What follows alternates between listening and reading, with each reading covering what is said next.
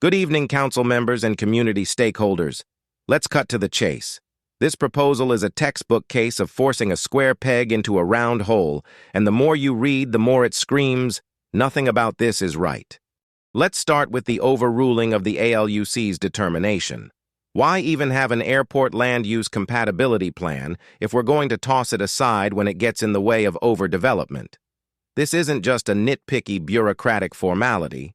It's a critical safeguard to ensure compatible and safe land use near a military airbase.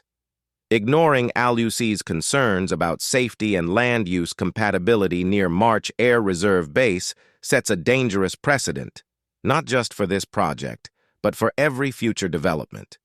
Who needs compatibility when you have developer profits, right? Now let's talk about the entitlement circus. A general plan amendment? Sure.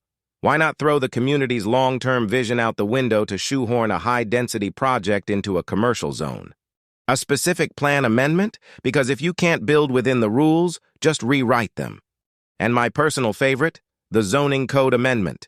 Commercial retail to mixed-use urban?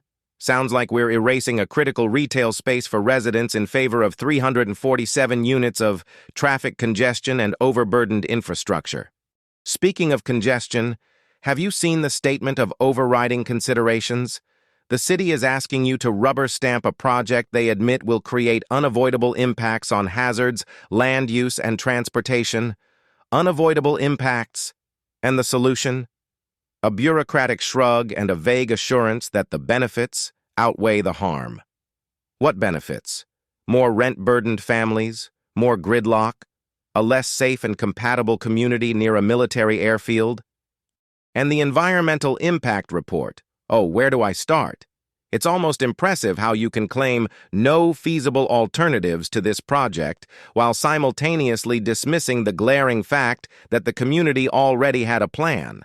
A plan that didn't require gutting the zoning code or sidelining airport safety guidelines. But no, we're just expected to roll over while this plan marches on, paving over common sense and public interest. Council members, you have the opportunity, no, the obligation, to reject this proposal. It's riddled with contradictions, incompatible with our existing frameworks, and sacrifices safety, infrastructure, and the community's voice. Don't let this project override not just plans and commissions, but the trust and well-being of the very people you represent. It's time to stand up and say, enough. We can and must do better. Thank you.